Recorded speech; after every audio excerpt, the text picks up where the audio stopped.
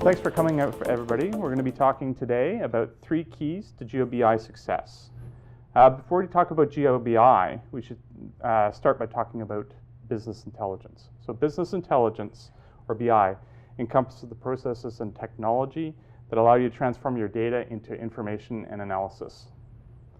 This analysis will lead you to insights that you can take action on and improve your organization's performance and decisions. So in your current BI approach and strategy, have you included spatial data, information, and technologies? This is what we refer to geographic business intelligence, or GeoBI. So you might be on an exploratory phase, or BI might be pervasive within your organization. At the same time, your organization probably has some spatial data.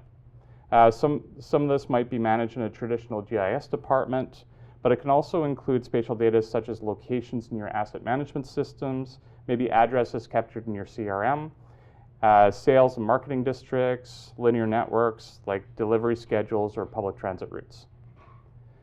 GeoBI is the idea that your spatial data can be an integral part of your business intelligence platform, and this integration will provide you deeper insights and better decision making.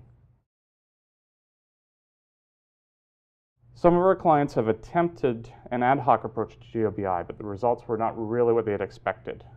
Business analyst starts by examining data in the data warehouse. They tend to be very comfortable using Excel or other spreadsheet style programs, so they export the data to Excel for their analysis.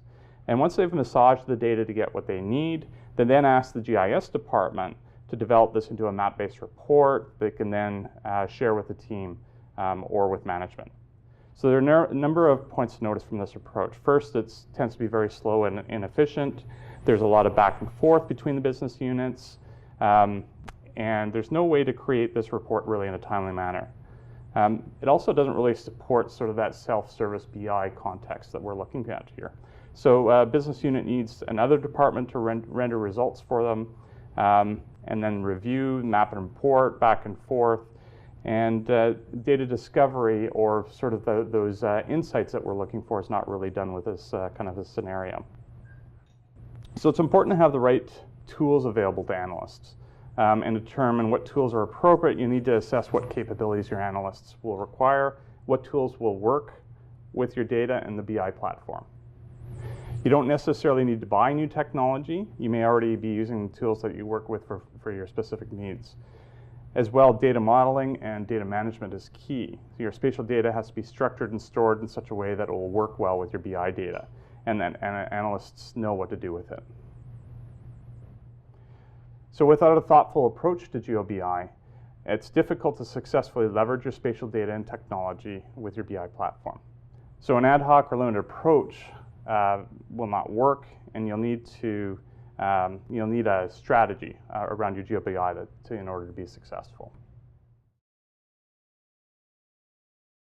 So we have 3 things really that we should consider when developing your GeoBI strategy and your implementation. We'll dive into these in a bit more detail, but first is ensure your spatial data is modeled to work with your BI data. It needs to work with the rest of your data warehouse and be at the right level of accuracy and consistency and detail. Next, you need to make sure you have the right tools and approaches to integrate your spatial data with your business data and operational data. And third, you need to ensure you have the right tools for your analysts and for visualization. So first consideration is storing spatial data in such a way that it can be used by your BI platform directly. So this may be in a business data warehouse or another system that the BI logical model can interact with. You'll need to determine for your existing BI platform whether it natively supports spatial data types. So if you have your spatial data stored in Oracle Spatial or Microsoft SQL Server Spatial, that can be the platform and leveraging some of those spatial data types.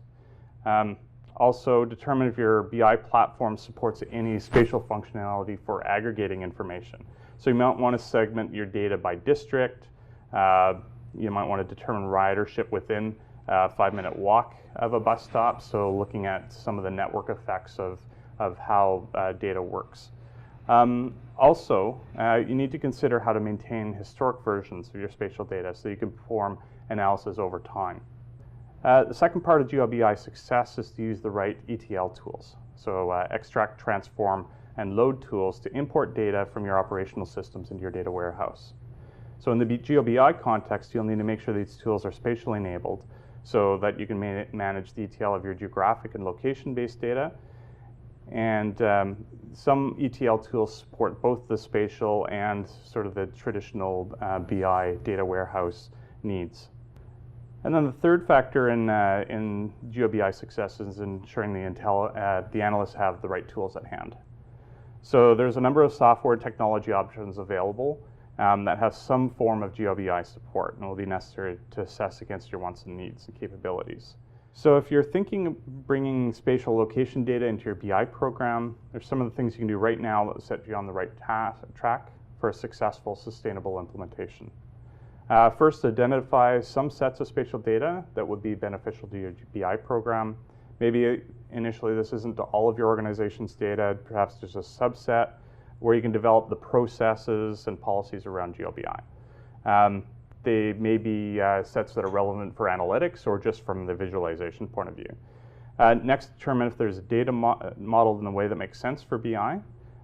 Most organizations publish their spatial data as map services, but these are generally used for end users to actually build maps from, and it's not always the right approach for data analysis.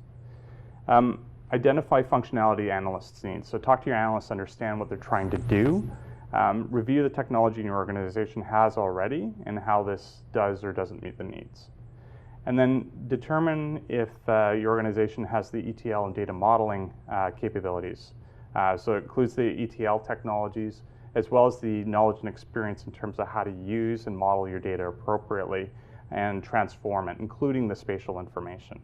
So each of these steps will help address the three keys to GeoBI success: the right data model, the right ETL, and the right analyst tools. So initiatives like GeoBI are a core focus here at TRM, Spatial DNA. We help our clients make use of their spatial and location information in ways to bring additional value to their organization. We provide service around spatial data architecture, such as dimensional modeling, geodatabase design, and integration with legacy systems. We do work in ETL and quality control for spatial data, everything from design, implementation, through deployment and training. And we help clients develop policies and procedures around data governance. We also conduct technology and organization reviews to help our clients understand how they might improve their spatial data practices or meet goals they're trying to achieve. So in conclusion, data has always been a key resource for any enterprise.